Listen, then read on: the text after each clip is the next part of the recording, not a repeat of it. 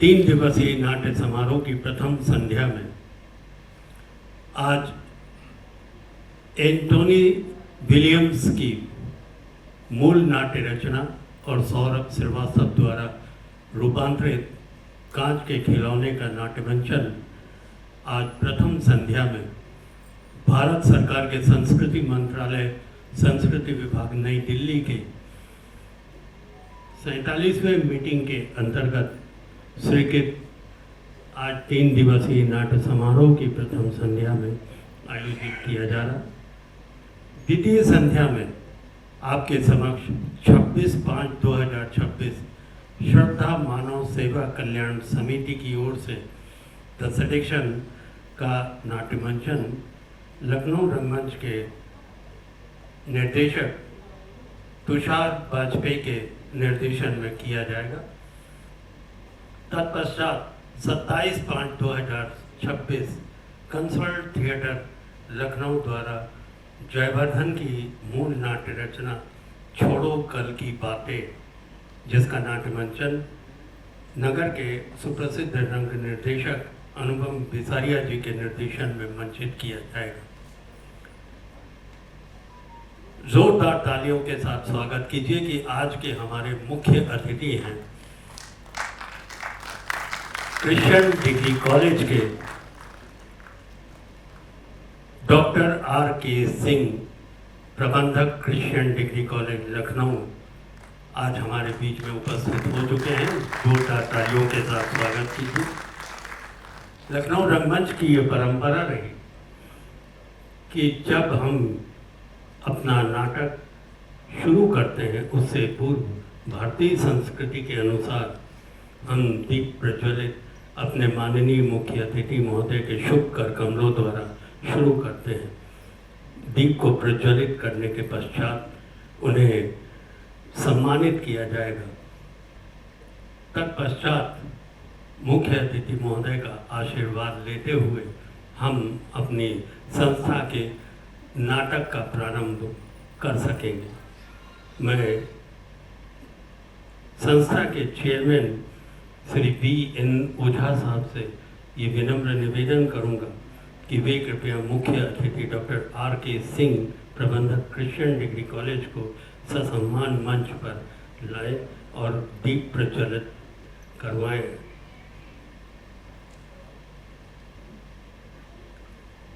हमारे बीच में Indian bank के श्री आलोक कुमार पांडे साहब भी मौजूद हैं। मैं उनसे भी अनुरोध करूंगा कि वे मुख्य अतिथि महोदय के दीप प्रज्वलन के समक्ष उपस्थित हों।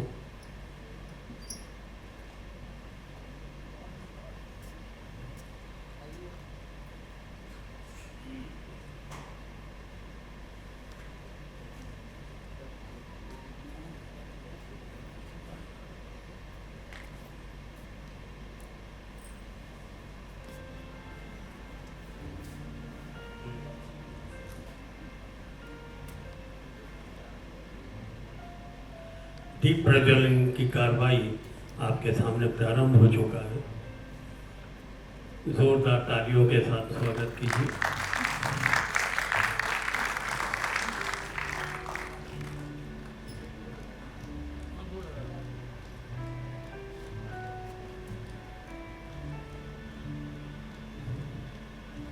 टेनेसी विलियम्स की यह नाट्य रचना कांच के खिलौने ये गंभीर प्रकृति का नाटक है और मैं आपसे यह आशा करूंगा कि हमारे जेब में एक छोटा सा इंस्ट्रूमेंट जिसे हम लोग मोबाइल फ़ोन के नाम से जानते हैं, आप उसको या तो वाइब्रेशन मोड पर डालिए या कृपया उसे साइलेंट मोड पर डाल दीजिए ताकि कलाकारों को संवाद बोलते समय किसी प्रकार का कोई व्यवधान उत्पन्न न हो।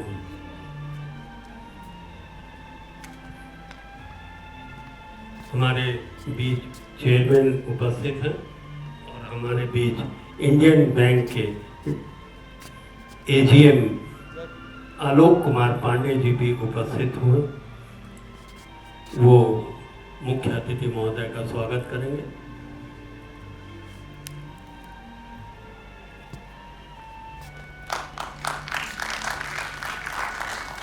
उनको बुके देंगे श्री P.N. ओझा साहब। अब मैं माननीय मुख्य अतिथि महोदय से ये विनम्र अनुरोध करूंगा कि डॉक्टर R.K. सिंह साहब डाइस पर उपस्थित होकर कलाकारों को आशीर्वाद प्रदान करें।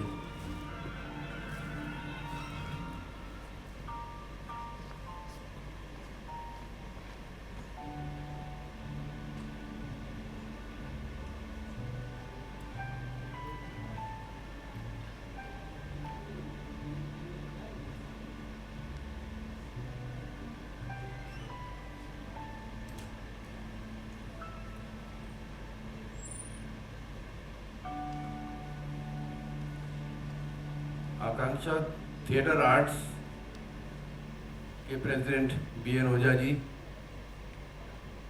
पांडे जी और जितने भी यहाँ पे आयोजन करता है,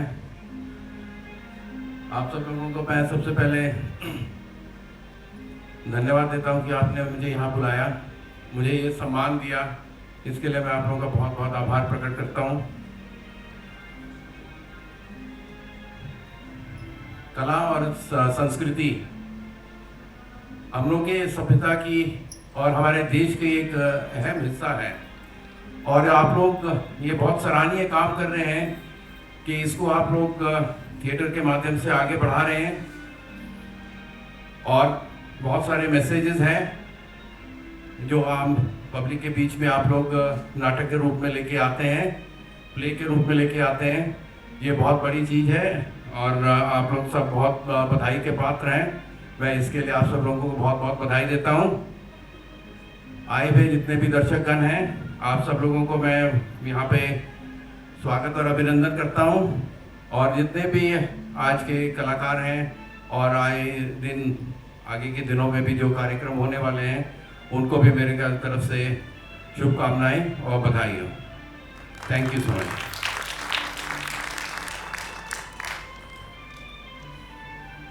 धन्यवाद। Doctor R.K. सिंह साहब, प्रबंधक साहब ने आशीर्वचन समाप्त कर दिया।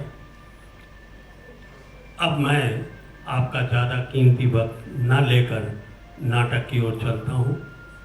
दरअसल ये नाटक कांच के खिलौने, ये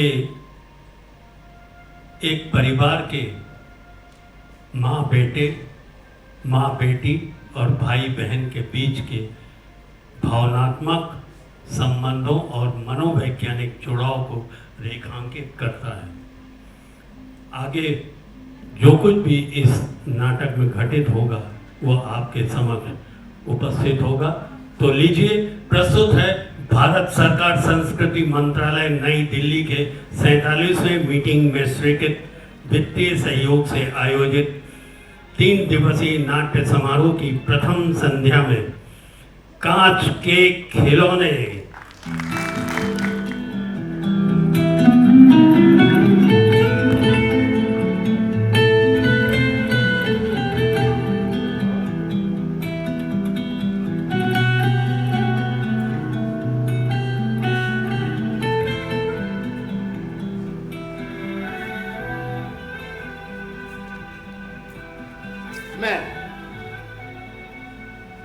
मैं इस नाटक का सूत्रधार हूं और इसका एक पात्र हूं।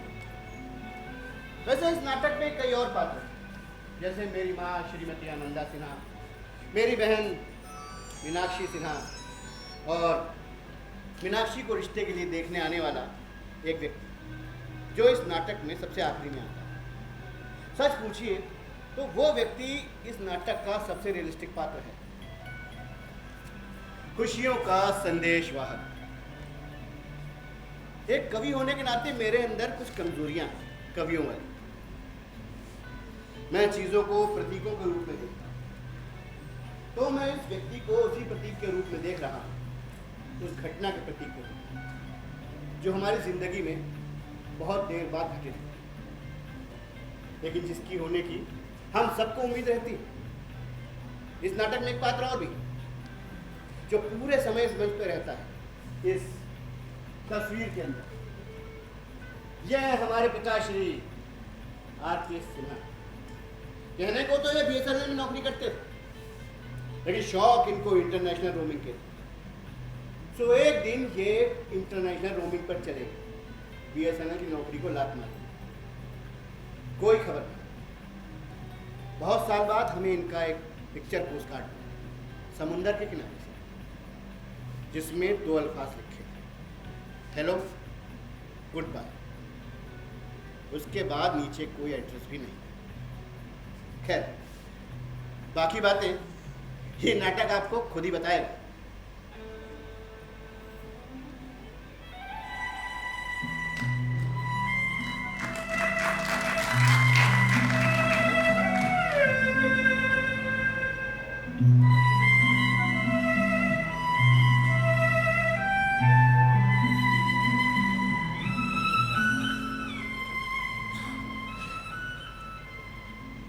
रोहन, हाँ रोहन, हाँ। आओ भैया, नाश्ता कर लो आके बेटा।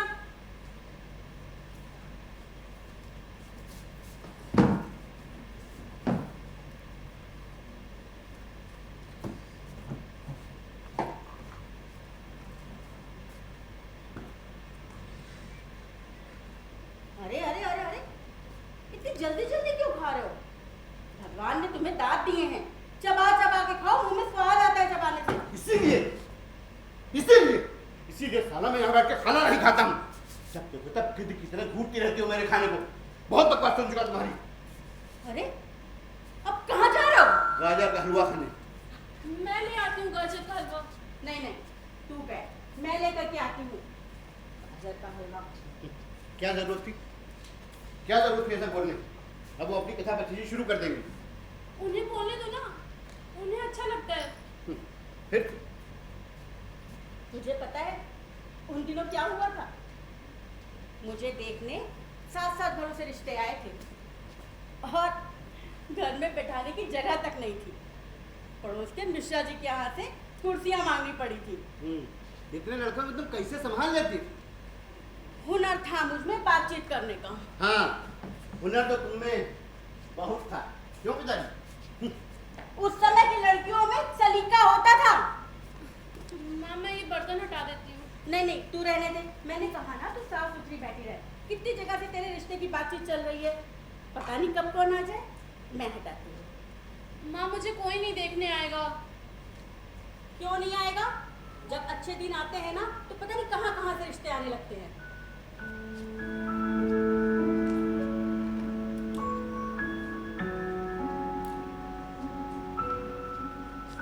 माँ मुझे नहीं करनी है शादी और मुझे कोई नहीं देखने आएगा। माँ तुम खूबसूरत थी, यंग थी और मैं, मुझे कोई नहीं देखने आएगा। माँ मुझे कोई नहीं देखने आएगा।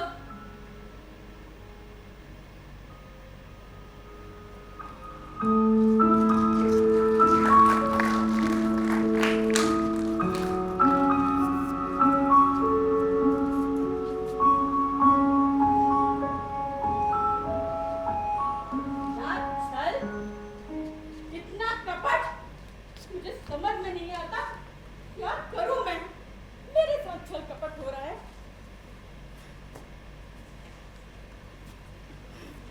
माँ माँ तुम आ गई। तुम अपनी हेडक्वार्टर वाली मीटिंग में नहीं गई क्या माँ? नहीं, नहीं गई। मेरा दिल नहीं करता वहां जाने का। मेरा जी करता है कि धरती फट जाए और उसमें मैं समा जाऊं। माँ ये क्यों कर रही हो माँ? ये क्यों कर रही हो माँ? मीनू, तेरी उम्र क्या हो गई है? माँ तुम्हें मालूम तो है कि मैं कितनी बड़ी हूँ। मुझे लगता था कि तू अब बड़ी हो गई है, लेकिन नहीं, मैं गलत थी। माँ मुझे ऐसे मत देखो माँ। माँ मुझे डर लग रहा है। मुझे क्या ऐसा मत देखो। होगा मीनू तुम्हारा? क्या करोगी तुम? माँ कुछ क्या हुआ है होगा क्या? हम सबका? बोलो ना माँ, कुछ हुआ है क्या? नहीं, कुछ नहीं। मैं अभी अपने आप ठीक हो जाऊंगी। माँ बोलो ना, कुछ हुआ है क्या? बताओ माँ। मीनू, सच सच बता, तू क्लास के बहाने कहाँ जाती थी? माँ मैं बस घूमती रहती थी। झूठ बोल रही हो। नहीं माँ, मैं सच बोल रही हूँ। मैं बस घूमती रहती थी। कहाँ घूमती रहती थी? कहीं भी, ज्यादातर पार्क में। ऐसे मौसम में तुम पार्क में घूमती थी जब तुम्हें जुकाम था और बुखार था? उस समय भी तुम पार्क में घूमती रहती थी? हाँ माँ, क्योंकि मुझे वही अच्छा लगता था। मैं वो कोचिंग सेंटर दोबारा नहीं जाना चाहती थी। मैंने वहाँ फर्श पर उल्टी कर दी थी।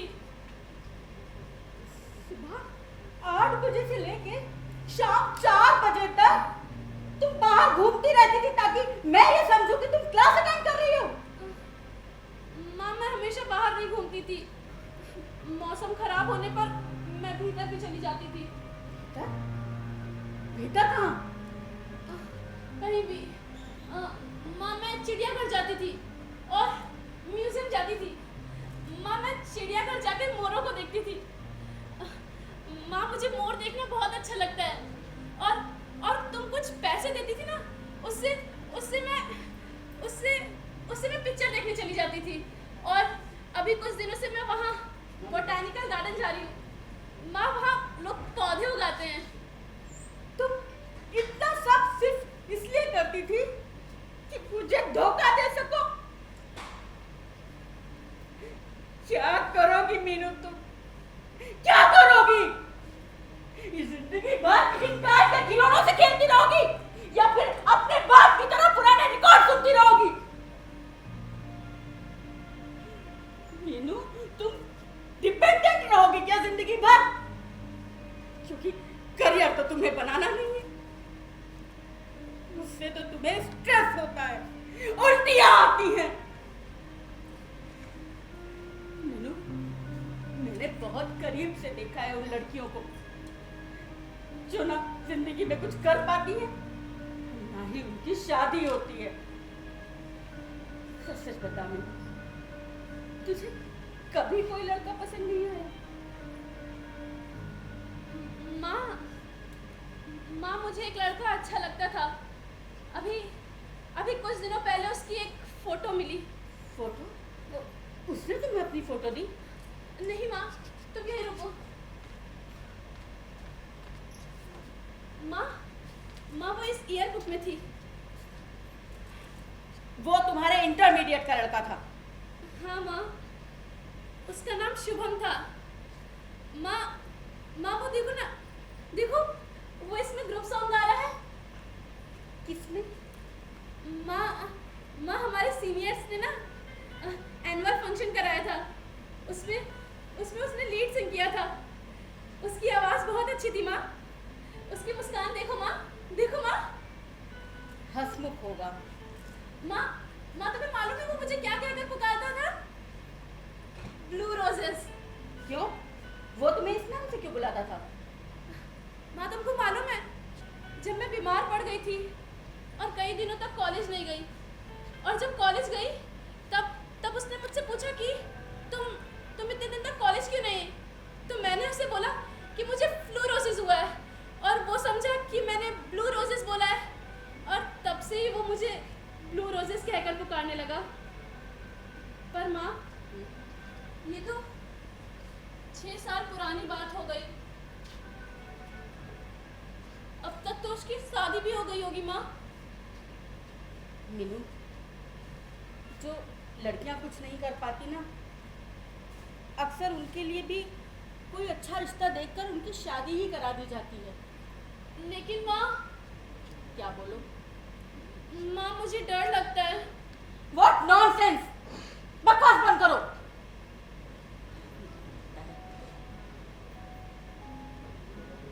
अच्छा इधर आओ, इधर आओ। हाँ मेरे पास बैठो। देख बच्चे, जिन लड़कियों में कुछ कमी होती है ना, वो अपने अंदर दूसरी स्किल को डेवलप करती हैं। और तू तो बहुत प्यारी है, बस अपने अंदर कॉन्फिडेंस डेवलप कर। चाम तो अपने आप आ जाएगा, है ना? आ जाओ।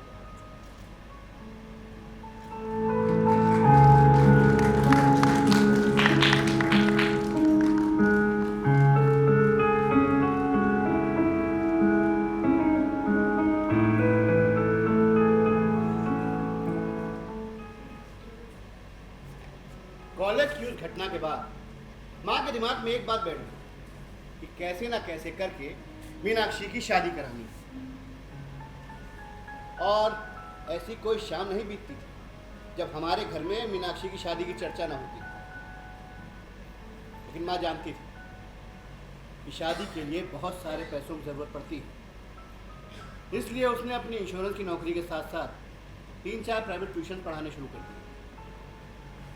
साथ ही साथ अपने रिश्तेदारों में, कलीग्स में बात फैला दी कि भाई मीनू के लिए एक अच्छा सा लड़का दे। मैट्रिमोनियल भी दे दिए। अब उसकी जिंदगी का मकसद मीनाक्षी की शादी था, और यही वो मेरी जिंदगी का मकसद भी बना देना चाहती थी।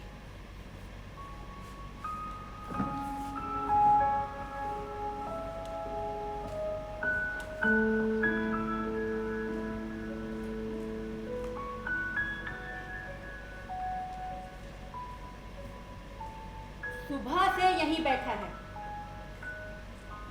पूरा का पूरा छुट्टी का दिन निकाल दिया। अरे एक जिम्मेदारी सौंपी थी अपनी बहन की शादी की, वो भी तुझसे नहीं संभाली जाती। ये किससे कहानी लिखने का ठेका ले रखा तूने? तुझे उसके भविष्य का कुछ ख्याल है कि नहीं? ओफो! आदमी 2 मिनट चैन से बैठ भी नहीं सकता साला। साला? तुम मुझसे इस तरह से बात करोगे? दिमाग खराब है तुम्हारा? हाँ, दिमाग सटक गया है मेरा। चिल्लाओ मत। अच्छा, ये बताओ, उस दिन तुमने मेरी मैगजीन्स क्यों फेंक दी थी? हाँ, मैंने फेंक दी थी। पूरी दुनिया क्या पढ़ती क्या लिखती मुझे कोई फर्क नहीं पड़ता, लेकिन मेरे घर में इस तरह की चीजें नहीं आएंगी। नहीं नहीं नहीं। तुम्हारा घर, ये तुम्हारा घर, तो इस घर का किराया कौन देता? बिजली का बिल कौन देता? इस घर में गुलामों की तरह कौन जिंदगी जी रहा है ताकि तुम अपनी बेटी की शादी कर सको? और इतनी हिम्मत! छोड़ो मुझे। मेरी बात अभी पूरी नहीं हुई। मुझे नहीं सुनना है। तुम्हें मेरी पूरी बात सुननी पड़ेगी। Oh shit! रोहन भैया,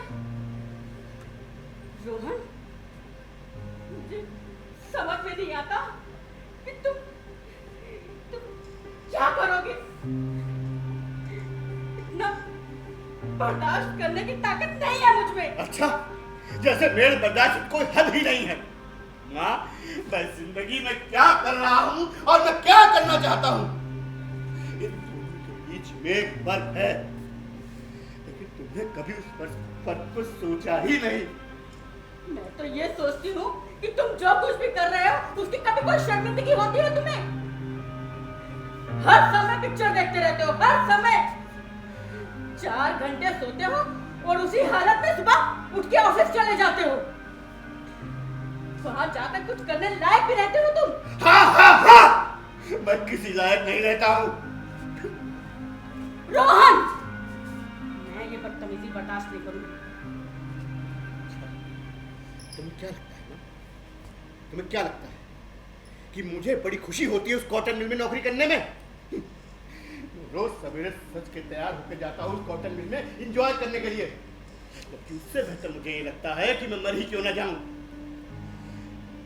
मैंने अपने सारे सपने, सारे अरमान सब कुर्बान कर दिए, लेकिन फिर भी तुम कहती हो कि मैं खुदगर्ज। अगर मैं खुदगर्ज होता ना माँ, तो इनकी तरह घर छोड़ के चला गया होता। कहाँ जा रहे हो? मूवी देखने। झूठ बोल रहे हो तुम। हाँ माँ, ये तुमने बिल्कुल ठीक कहा, मैं सच बताता हूँ।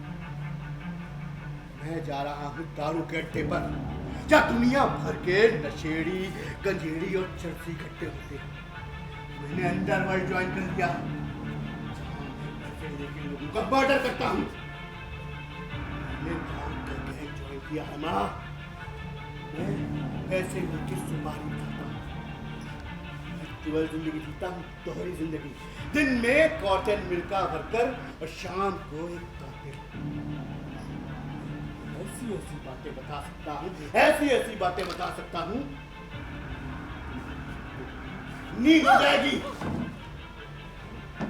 हाँ, मेरे दुश्मन गैंग ने इस घर को उड़ाने की साजिश की हुई। उन्होंने इस घर में बम प्लांट किया है और एक रात ये बम फूटेगा और तुम भी भी इसके साथ उड़ जाओगी मनोज बुढ़िया। मेरे कांच के खिलौने।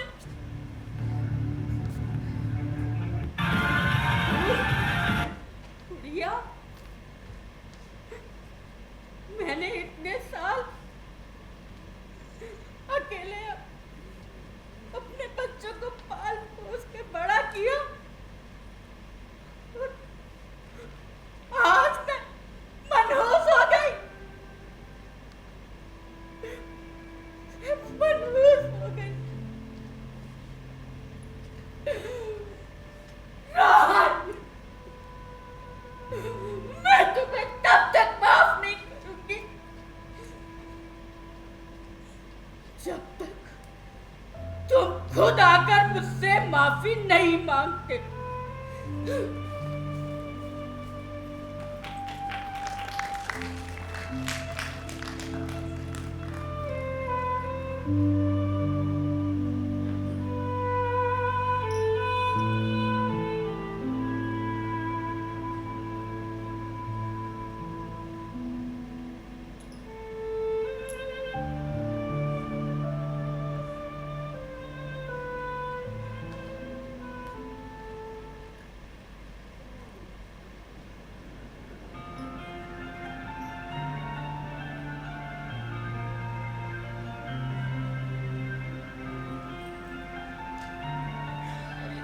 रोहन,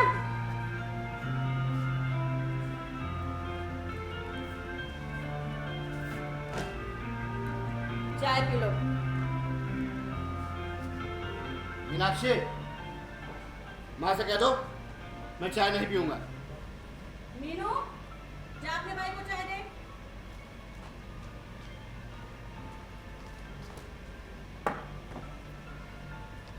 भाई चाय पी लो, और 9 बजने वाले हैं। माँ को और परेशान मत करो, उनसे माफी मांग लो, सब ठीक हो जाएगा। मैं क्यों माफी मांगू? उन्होंने ही बोलना बंद किया है। प्लीज भाई प्लीज, माँ से माफी मांग लो, तुम लोग की बात फिर से होने लगेगी। वो नहीं बोलेगी तो कोई आफत नहीं आ जाएगी। मीनू, तुम आज जा रही है कि नहीं? जा रही हो, कहा था मैंने। हाँ मैं जा रही हूँ। ब्रेड लानी है और अंडे लाने हैं, बस ना। हाँ, बस ब्रेड और अंडे लाने, और हाँ, पैसे हिसाब में लिखवा देना। माँ, जब मैं उन्हें हिसाब में लिखने को बोलती हूँ तो वो अजीब सा मुंह बनाते हैं। अरे मुंह बनाते हैं तो बना दे। उनके मुंह बनाने से तू क्या जीत जाएगी? और भाई से बोल चाय पी ले। भाई चाय पी लो, और मेरी बात मानोगे ना भाई? बोलो।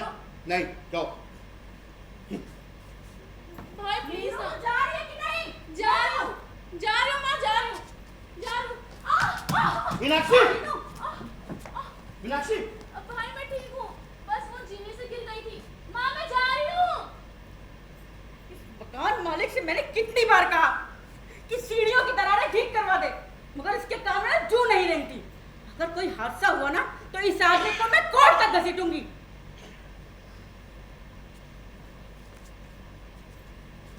माँ,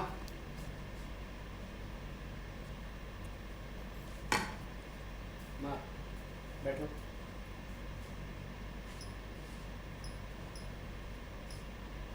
आई एम सॉरी माँ, मेरा वो मतलब नहीं था। I didn't mean it. मैं रात दिन खटती रहती हूँ, इसलिए चिड़चिड़ी हो गई हूँ। मेरे बच्चे मुझसे नफरत करने लगे। नहीं माँ, ऐसी बात नहीं है। मैं रात रात भर सो नहीं पाती, जागती रहती हूँ। इतने सालों से अकेले जूझती रही।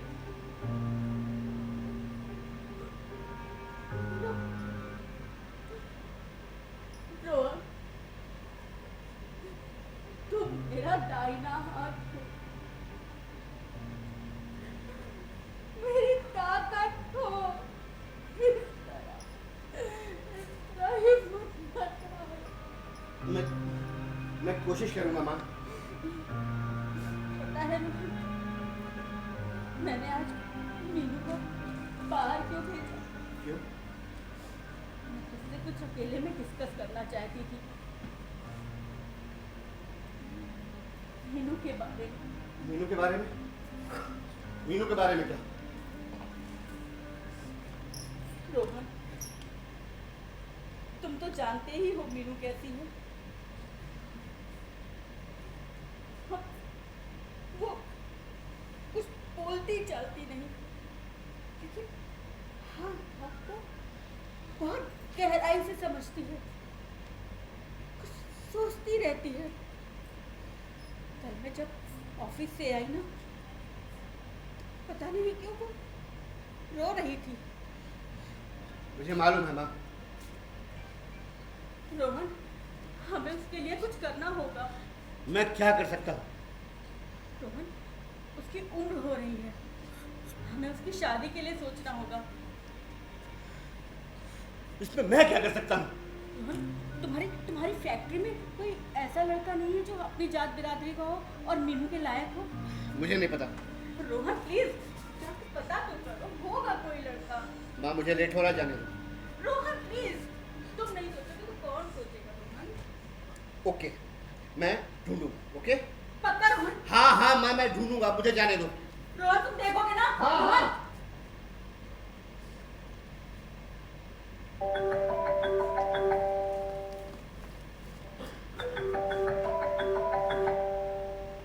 हेलो, हाँ जी मैं आनंदा बोल रही हूँ। अच्छा, आप हॉस्पिटल से आ गई? अच्छा अच्छा, ठीक है, मैं कल से ट्यूशन पे आ जाऊँगी। हाँ जी, सेम टाइम पे, सेम टाइम।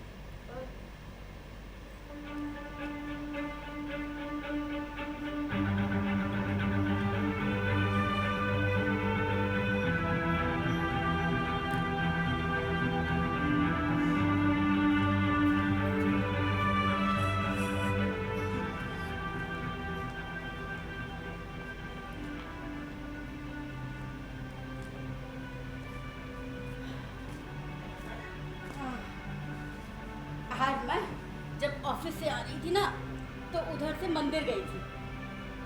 वहाँ मैंने मन्नत मांगी। हाँ, जरूर कोई सीक्रेट मन्नत रही होगी। लो, सीक्रेट मन्नत क्या होगी? मैं तो जो कुछ भी भगवान से मांगती हूँ ना, बस तुम दोनों के लिए मांगती हूँ। मुझे लगा तुम मीनू के लिए अच्छा घर और बार ढूंढ रही हो। तुम्हें ऐसा क्यों लगा? भाई, कल तुमने कहा था ना। वैसे माँ एक बात बताओ, मैंने एक जगह बात चलाई। बात चलाई है? हाँ। शादी के लिए? हाँ मीनू की? हाँ, मीनू की शादी के लिए। अच्छा, क्या करता है लड़का? लड़का मेरी फैक्ट्री में ही काम करता है। तुम्हारी फैक्ट्री में? हाँ, अच्छा, क्या काम करता है? Shift in charge. इंचार्ज? ये तो कोई बड़ी पोस्ट लगती है। तो थोड़ी सी मेहनत करता तो तू भी बन जाता। उसकी सैलरी क्या है? यही कोई 30-40 हज़ार। 40,000? बहुत ज़्यादा तो नहीं है, पर अच्छा वो उसका नाम क्या है? शुभम वर्मा। शुभम वर्मा, ठीक है। तो तुम उसको घर क्यों नहीं बुलाते? माँ, मैंने उसे कल शाम को डिनर पर इनवाइट कर दिया। कल शाम को? हाँ। अरे ये हम लोग कैसे क्या करेंगे? कोई इंतजाम नहीं है। ये कुर्सियाँ देखो, ये ऐसी कुर्सियों पे हम उसको बैठाएंगे। अरे शर्मा जी कैसे ऐसा करो, तुम शर्मा जी कैसे सोफा मांग लो उनका। ये कर्टन, ये सारे कर्टन खराब हो चुके हैं, पुराने हो चुके हैं। भगवान मैं क्या करूँ? क्रॉकरी नहीं है अपने घर में, ढंग की क्रॉकरी तक मांगनी पड़ेगी। अरे कपड़े कुछ तो करो। ओ माँ प्लीज, इतना तमाशा करने की जरूरत नहीं है। मैंने शुभम को नहीं बताया है कि वो मीनू को देखने के लिए बुला रहे हैं। तुम अजीब बात करते हो। इसमें अजीब क्या? होगा बसंत बिल्कुल। हम्म, अरे वो आएगा, हमारी मीनू को देखेगा, इतनी सुंदर इतनी प्यारी बच्ची है हमारी मीनू, वो तो खुशी से पागल हो जाएगा, उसके तो नसीब जाग जाएंगे। सही बताऊं माँ, प्लीज मीनू को लेकर बहुत ओवर पॉजिटिव मत हो। क्यों? तुमने ये शब्द क्यों यूज करे? माँ, मीनू हमें प्रिटी लगती है, सुंदर लगती है, क्योंकि वो हमारा खून है, हम प्यार करते हैं उससे, लेकिन वो कुछ अजीब सी है। अजीब क्या है उसमें? माँ, सच को स्वीकार करना सीखो, वो अजीब है।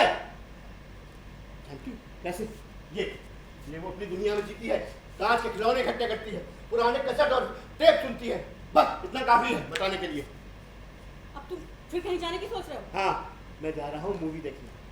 अरे रोहन, कितनी मूवी देखते हो तुम? हर समय मूवी कोई कैसे दे सकता है? मीनू, मीनू, जल्दी आ बच्चे, जल्दी आ बच्चे, बाहर भगवान के सामने हाथ जोड़, भगवान से आशीर्वाद मांग। क्या मांगू माँ? मेरे बच्चे अपने लिए खुशियां मांग, खुशियां, और क्या मांगेगी? मांग। अरे मेरा फोन कहाँ गया? हेलो हेलो, हाँ अरे शर्मा जी, वो भाभी जी से बात कराएगा। भाभी जी, वो आपका नया वाला क्रॉकरी सेट है ना, वो भेज दीजिए, हमारे गेस्ट आने वाले हैं।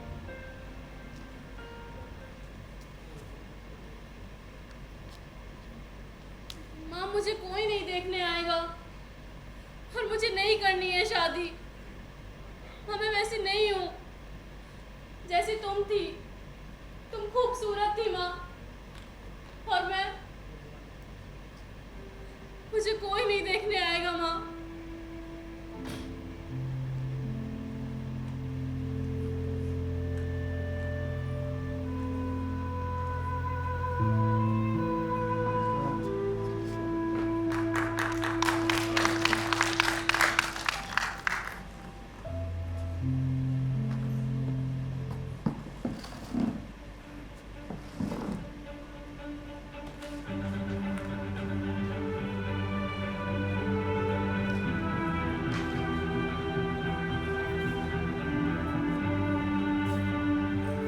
मैं शुभम को हाई स्कूल के टाइम से जानता था। इंटर तक आते आते वो कॉलेज का सबसे ब्रिलियंट लड़का था और सबसे एक्टिव। वो स्पोर्ट्स में भाग लेता था, डिबेट कंपटीशन में हिस्सा लेता था, ग्रुप सॉन्ग में गाना गाता था। उसमें इतनी एनर्जी थी कि हम लोगों को लगता था कि वो 30 बरस का होते होते देश का प्रधानमंत्री बन जाएगा। लेकिन बीए के बाद उसकी ज़िंदगी की रफ्तार रुक सी गई। वो भी मेरी फैक्ट्री में ही नौकरी करने लगा। नौकरी के लिहाज से उसकी नौकरी मुझसे बेहतर नहीं थी। हाँ, लेकिन एक बात थी, पूरी फैक्ट्री में शुभम इकलौता लड़का था जो मुझसे बातचीत करता था। जब मैं खाली टाइम में गज़लें और कविताएं लिखता तो वो उन्हें सुनता, उन्हें अप्रिशिएट करता और प्यार से मुझे गालिब बोलता। मैं जानता था कि मीनू शुभम को पसंद करती है। उसने कई बार उसके गाने की तारीफ मुझसे करी थी। लेकिन मैं नहीं जानता था कि शुभम को मीनू की याद है भी या नहीं। कम से कम मेरी बहन की तरह तो उसे याद नहीं हो। क्योंकि जब मैंने उससे कहा कि आओ आज मेरे घर पे डिनर करो, तो उसने मुझसे कहा, गालिब मुझे तो पता ही नहीं कि तुम्हारी फैमिली भी है। मेरी फैमिली थी और आज शुभम उससे मिलने वाला था।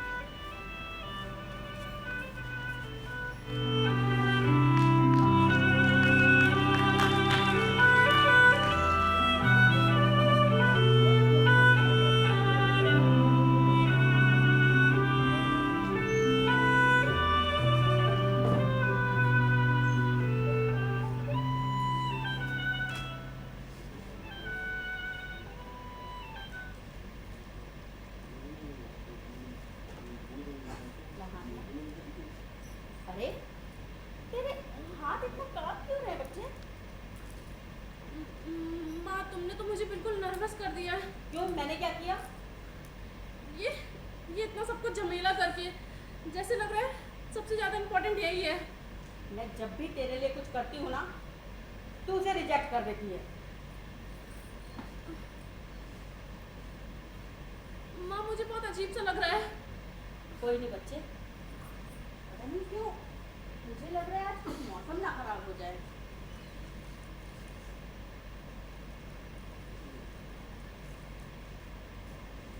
अरे देखो ना,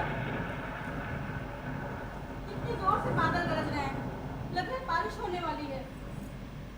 मैंने तेरे भाई को कहा था कि वो उनको अपने दोस्त को जो है टैक्सी से ले आए। पता नहीं माँ उसका नाम क्या है? उसका नाम वर्मा वर्मा बताया था कुछ। माँ उसका पूरा नाम क्या है? पूरा नाम शुभम, शुभम वर्मा। शुभम? हाँ माँ तुम श्योर हो कि उसका नाम शुभम है? हाँ, लेकिन मैंने ये नाम पहले कभी नहीं सुना। माँ ये वही शुभम है क्या जो भाई के साथ कॉलेज में पढ़ता था? पता नहीं, ये तो उसके साथ फैक्ट्री में काम करता है। माँ तुम्हें याद है ना तुमने मुझसे मुझसे पूछा था कि मुझे कोई लड़का पसंद है, हाँ। तो मैंने इसी के बारे में बताया था। अगर ये वही है तो मुझे रहने दो, मुझसे नहीं हो पाएगा। अरे क्यों नहीं हो पाएगा? पागल हो गई है क्या? नहीं माँ, मुझसे नहीं हो पाएगा। मुझे डिनर पे नहीं बैठना उसके साथ। माँ मुझसे नहीं हो पाएगा, मुझसे नहीं हो पाएगा। अरे क्या कर रही है तू? बैठ आराम से। चल अच्छा, मैं देखती हूँ ये लोग आए नहीं।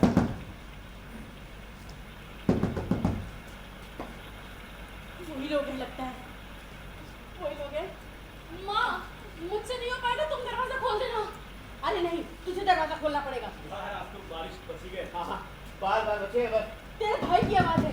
वही लोग हैं। जा जा जा, दरवाजा खोल जल्दी से। नहीं माँ, मैं नहीं जा पाऊंगी, प्लीज। अरे तेरा दिमाग खराब हो गया क्या? ऐसे वक्त पे तुझे ये सब करना होता है। जा जल्दी दरवाजा खोल। माँ मैं दरवाजा खोलने नहीं जा पाऊंगी। प्लीज माँ, बेवकूफी मत कर, जाके दरवाजा खोल। प्लीज माँ, तुम जाके खोल दो माँ, प्लीज माँ। मैं नहीं खोलूंगी, दरवाजा तुम्हें खोलना होगा। माँ अजीब सा लग रहा है, मेरा जी मचला रहा है, चक्कर सा आ रहा है, उल्टी हो जाएगी माँ, प्लीज माँ, प्लीज। मीनू सिन्हा, मैंने कहा दरवाजा खोलो। हाँ माँ, जी माँ, जाती हूँ।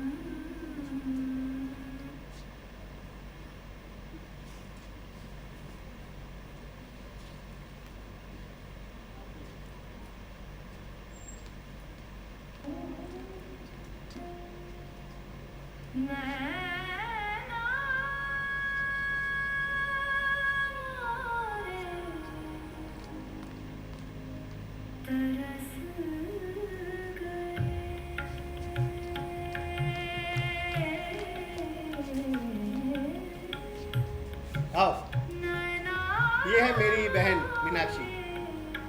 Hello. Hello, how are you? अरे तुम्हारे हाथ तो बड़े ठंडे हैं। वो मैं म्यूजिक सुन रही थी। जरूर तुम क्लासिकल म्यूजिक सुनती हो। अरे कुछ फिल्मी सुनो, तभी तो गर्मजोशी आएगी तुम्हारे अंदर। एक्सक्यूज मी, वो अभी मेरा म्यूजिक खत्म नहीं हुआ। इससे क्या हो गया? हाँ बैठो, कुछ नहीं, शर्मीली है। शर्मीली। यार गालिब, मुझे तो नहीं लगता कि आजकल के ज़माने में कोई लड़की शर्मीली होती होगी।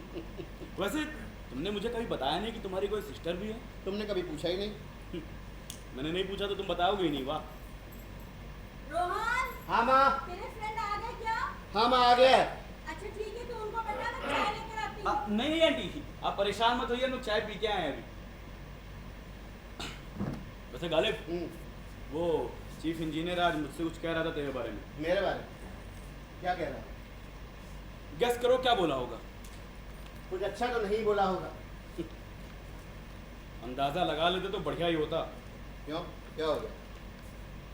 अगर तुमने सही ढंग से काम नहीं किया ना, अपना बर्ताव सही नहीं तो नौकरी से निकाल देंगे तुम्हें। निकाल दे रहे हो नौकरी से, मैं रहूंगा ही नहीं। क्या सीखी बता रहे हो तुम?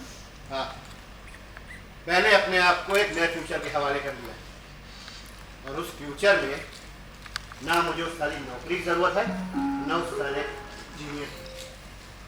कुछ ज्यादा ही नहीं बोल रहे हो तुम। मैं सच बोल, मैंने इस महीने बिजली का बिल भी जमा नहीं किया, उससे इसका मेंबर बन गया। ये क्या? Writers association of India. बहुत सही, तुमने बिजली का बिल नहीं जमा किया। जब घर की लाइट कटेगी ना, तब समझ आएगा तुम्हें। इससे क्या फर्क पड़ता है? मैं रहूंगा ही नहीं ना यहाँ पे। तुम्हारी माँ का क्या होगा? माँ, मैं भी अपने बाप की तरह हरामी हूँ, हरामी बाप की हरामी औलाद। साला 16 साल से गायब है, कुछ पता नहीं। तुम्हारी माँ को पता है इसके बारे में? नहीं, माँ को इसके बारे में कुछ नहीं पता है। प्लीज उसे इशारा भी मत करना।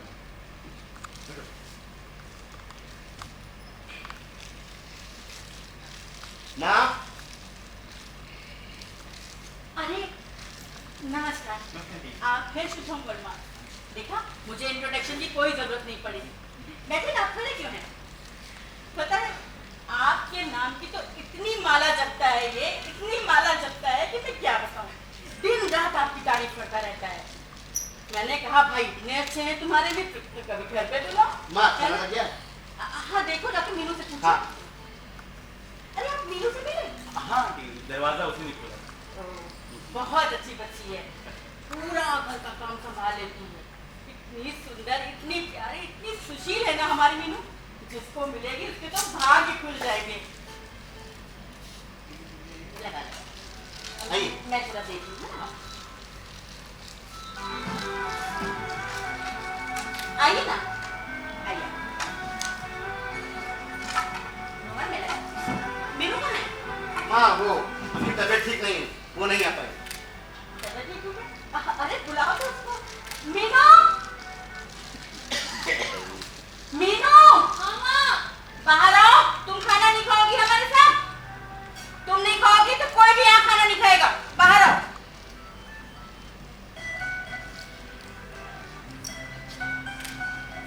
अरे क्या हो गया? रोहन, इसको उधर बैठा लो। असल में आज सारा खाना इसीलिए बनाया है, सुबह से किचन में लगी थी, तो इसलिए शायद कुछ थक गई है ज्यादा।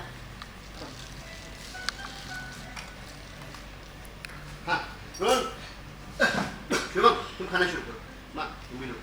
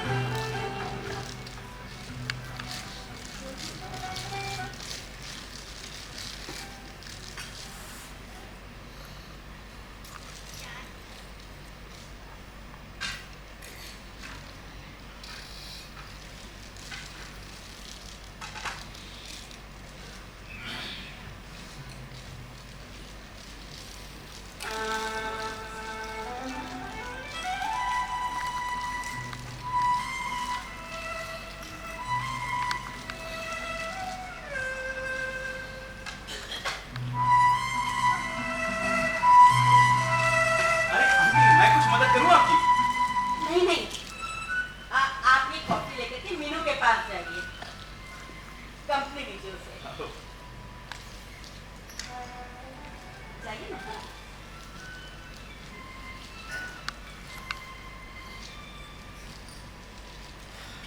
हेलो मीनाक्षी, कैसी तबीयत है तुम्हारी? बेहतर लग रहा है? हाँ, थैंक यू। ये लो, तुम्हारे लिए गर्मा गर्म कॉफी। यू नो, मुझे ऐसा लगता है कि मैं तुमसे पहले कभी मिल चुका हूँ। अभी जब तुम दरवाजा खोलने आई थी तभी मुझे ऐसा लगा था। एग्जैक्टली मुझे तो तुम्हारा एक नाम भी दिमाग में आया था, लेकिन जो नाम दिमाग में आया वो कोई नाम हो ही नहीं सकता, इसीलिए मैं चुप रहा, कुछ बोला ही नहीं। वो नाम क्या ब्लू रोजेस था? ब्लू रोजेस, एग्जैक्टली यही नाम था, ब्लू रोजेस। ओह गॉड, ब्लू रोजेस। मैं तुम्हें यही कहता था क्या? कमाल है, इंसान की याददाश्त भी क्या क्या खेल खेलती है। बताओ, हाई स्कूल के बाद से मैंने तुम्हें बिल्कुल भी कनेक्ट ही नहीं किया, और लो यहीं पर तो तुम थी। मुझे तो तब ये भी नहीं पता था कि तुम गालिब की सिस्टर थी। God, I am sorry.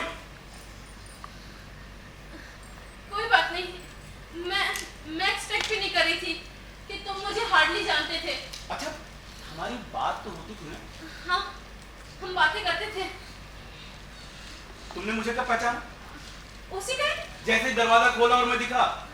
हाँ, जैसे मैंने तुम्हारा नाम सुना, मुझे लगा वही हो, क्योंकि मुझे मालूम था तुम और रोहन भैया साथ में कॉलेज में साथ में थे।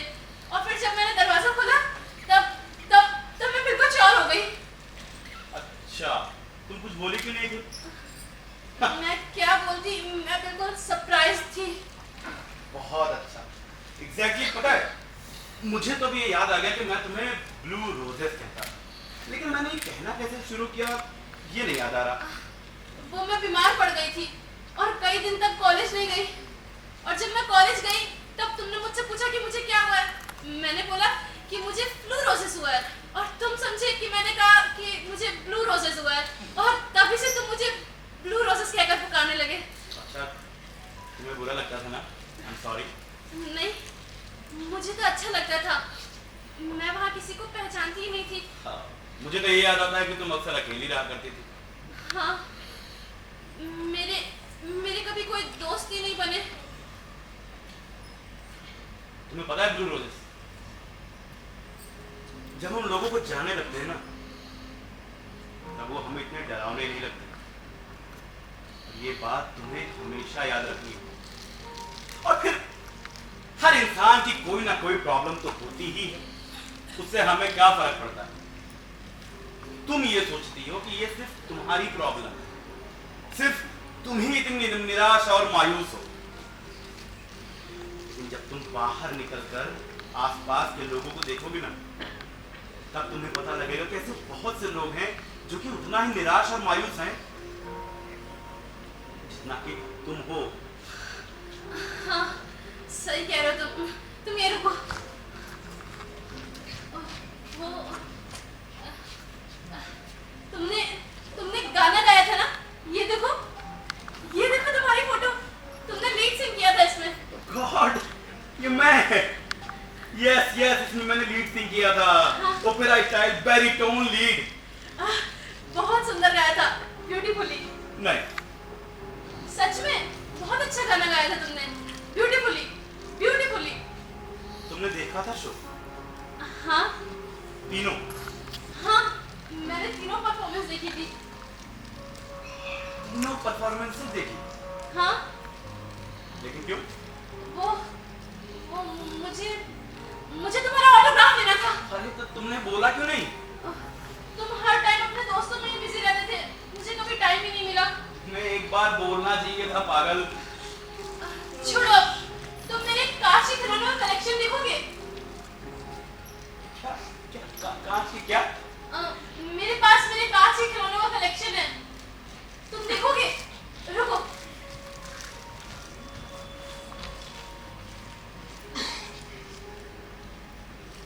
देखो मेरे कांच के खिलौने। तुम्हारी प्रॉब्लम क्या है? Inferiority complex. पता है क्या होता है?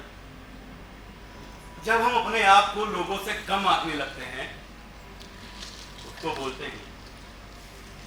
अच्छा मुझे एक बात बताओ, कोई ना कोई चीज ऐसी कभी तो नहीं होगी ना जिसमें तुम इन चीजों से ज्यादा इंटरेस्ट लेती रही? मैंने बोला ना, मेरे कांच के खिलौनों का कलेक्शन। रोजेस, मैं समझ नहीं पा रहा हूँ तुम किस तरह की कांच की बात कर रही हो?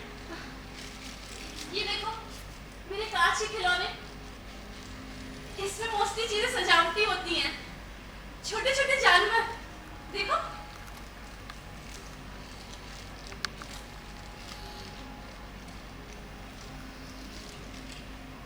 तुम्हें पता है कि कांच के खिलौने इसलिए सुंदर हैं क्योंकि तुम सुंदर हो। मैं किस तरह से सुंदर हूँ? सभी तरह से।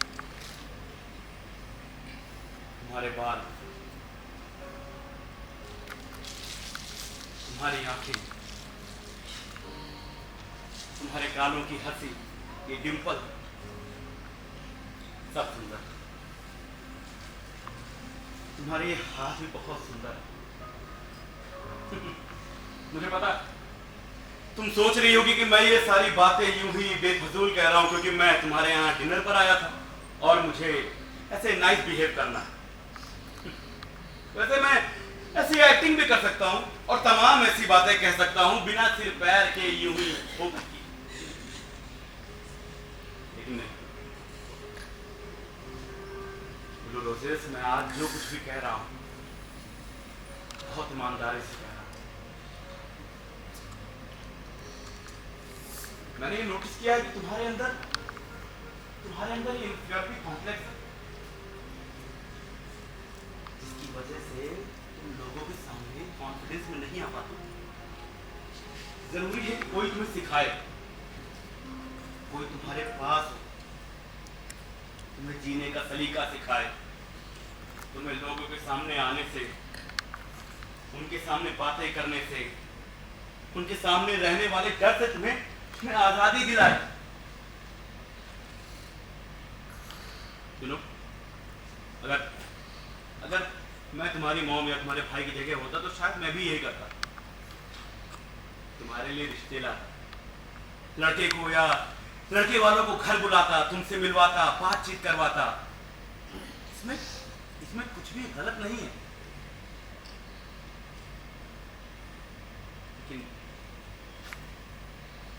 लेकिन तुम्हारे भाई ने बस एक गलती कर दी मेरे बारे में। पता नहीं मुझे ये सब तुमसे कहना चाहिए या नहीं। हो सकता है उसका ये आइडिया ना रहा हो मुझे खाने पर बुलाने का, लेकिन मान लो ये आइडिया रहा भी हो तो उसमें कुछ भी गलत नहीं है।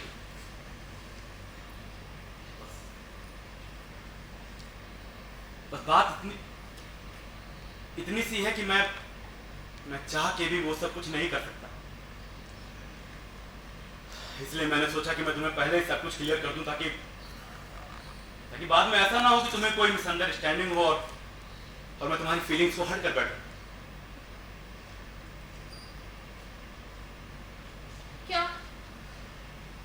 क्या अब तुम दोबारा नहीं आओगे? नहीं ब्रदर, मैं वापस नहीं आ सकता। मैंने तुम्हें बताया था ना कि मैं कमिटेड हूं। I am in a relationship. इसका नाम तान्या है। मुझसे बहुत प्यार करती है। हम दोनों की हमेशा से बहुत अच्छी जमती है। मेरे दिल में उसके लिए और उसके दिल में मेरे लिए बहुत प्यार है।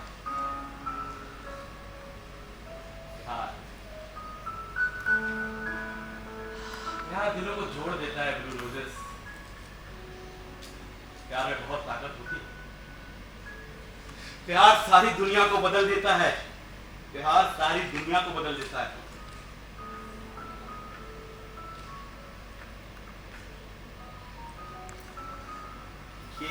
ये क्या है?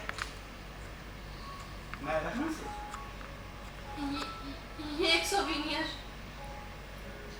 मौसम कितना प्लेजेंट हो गया है ना, कितनी ठंडी ठंडी हवाएं चल रही हैं। अरे तुम लोग इतने सीरियस क्यों हो? दरअसल आंटी, अभी हमारी एक सीनियर कॉन्वर्सेशन चल रही थी। ओह माय गॉड, अच्छा है भाई, एक दूसरे को समझ लो। तुम आजकल के बच्चे इतने सीरियस क्यों हो जाते हो? एक हमारा जमाना था, हर बात पर हंसते रहते थे। आप तो अभी भी कहाँ बदली हैं आंटी। अच्छा ठीक है, तुम बैठो, मैं तुम लोगों के लिए नींबू का शरबत लेकर आता हूं। नहीं आंटी, आप परेशान मत होइए। दरअसल अब मेरे निकलने का समय हो रहा है। इतनी जल्दी? मजाक कर रहे हो ना? नहीं आंटी, तो मुझे मेरा एक शेड्यूल है और सुबह ऑफिस भी जल्दी जाना होता है। ओह हार्ड वर्किंग हो। अच्छा नाइट शिफ्ट भी करते क्या बेटा? नहीं आंटी, ऑफिस का शेड्यूल नहीं, वो कान्या है ना। तान्या? कौन तान्या पर? तान्या मेरी मंगेतर है। मंगेतर? बट रोहन ने ये सब नहीं बताया। दरअसल मैंने रोहन को क्या मैम ऑफिस में किसी को नहीं बताया था मैंने। दरअसल सब जानते हैं तो फिर मजे लेने लगते हैं। अच्छा मैं चलता हूँ। ओके गालिब, मैं जा रहा हूँ मेरे भाई। Thanks a lot. मीनाक्षी, मैं तुम्हारा दिया सोवेनियर हमेशा अपने पास रखूंगा और तुम भी मेरी एडवाइस को हमेशा याद रखना, भूल मत जाना। ओके लेडीज, चलता हूँ मैं। नमस्ते आंटी।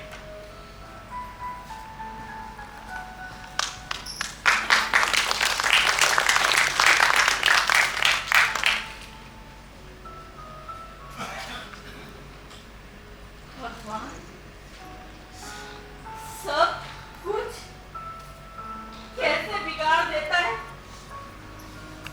कुछ समझ नहीं आता।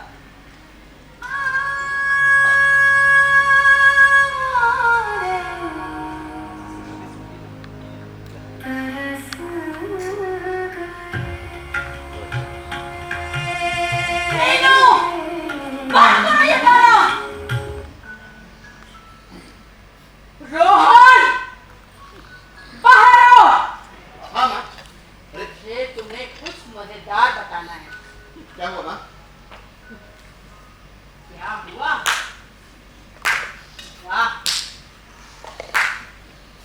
मजाक बनाया है तुमने हम दोनों का।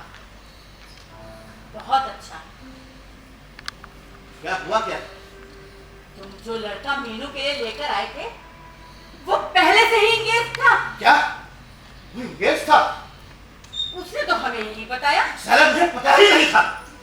अच्छा, लेकिन तुम तो कह रहे थे कि वो तुम्हारा बेस्ट फ्रेंड है।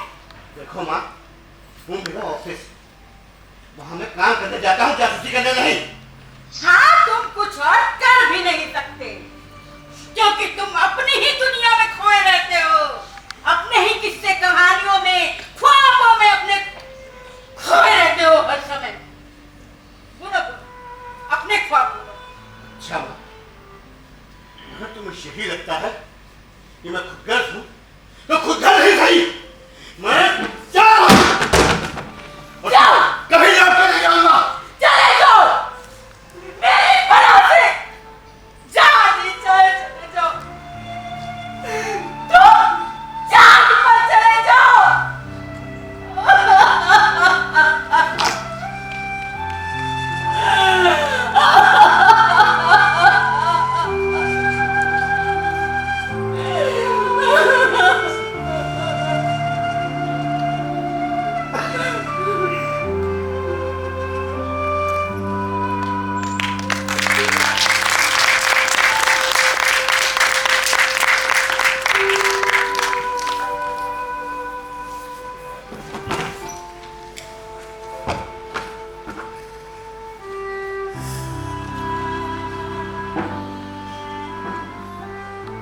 मैं चांद पर नहीं गया, बल्कि उससे भी दूर चला गया, क्योंकि दो जगह की सबसे बड़ी दूरी होती है वक्त। उस दिन मुझे वर्किंग आवर्स में कविता लिखने के इल्जाम में नौकरी से निकाल दिया गया। मैं उन्हीं सीढ़ियों पर आखिरी बार उतरा और चल पड़ा अपने पाप के बताए रास्ते पर। मैं कविता लिखता रहा, लोगों को सुनाता रहा, दुनिया भर में। शहर मेरी आंखों के सामने से यूं निकल जाते थे जैसे पतझड़ की पत्तियां, जो चटकदार और चमकीली तो होती है, लेकिन अपनी जड़ों को छोड़ चुकी होती है। मैं रुक जाता, मैं संभल जाता, लेकिन नहीं रुका, क्योंकि जब कभी मैं कोई जाना पहचाना गाना सुनता,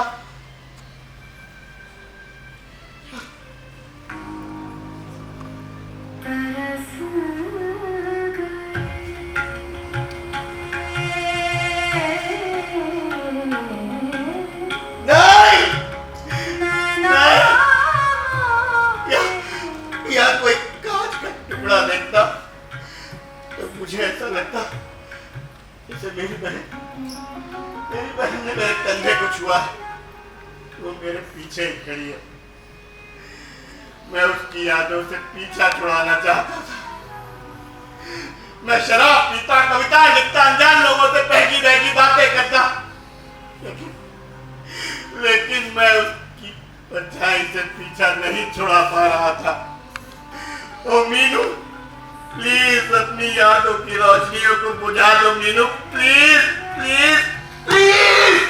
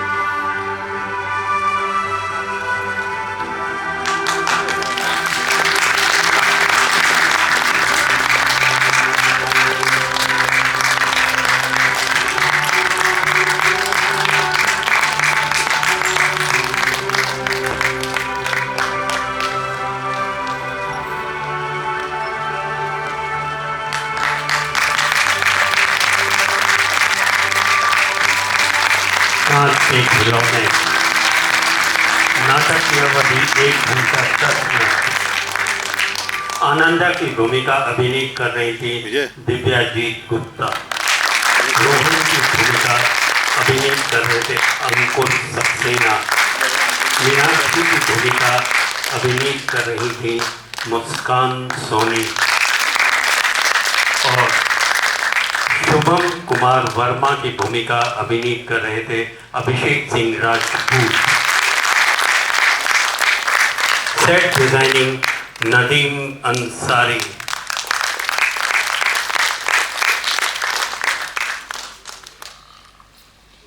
सेट निर्माण असगर अली और फैजान बेग। मंच व्यवस्था अंकुर सक्सेना। नाट्य रचना टेनेंसी विलियम्स। नाट्य रूपांतरण सौरभ श्रीवास्तव। कार्यशाला निर्देशन तुषार वाजपेयी। रूप सज्जा अंशिका क्रिएशंस। वस्त्र विन्यास सुनीता यादव। प्रकाश परिकल्पना देवाशीष मिश्रा। संगीत संचालन श्रद्धा बोस। वीडियोग्राफी और स्टिल फोटोग्राफी अनवर बेग। निर्माण सहयोग था भारत सरकार के संस्कृति मंत्रालय, संस्कृति विभाग नई दिल्ली एवं आकांक्षा थिएटर आर्ट्स। संपूर्ण परिकल्पना एवं निर्देशन अचला बोस, उत्तर प्रदेश संगीत नाटक अकादमी अवॉर्डी।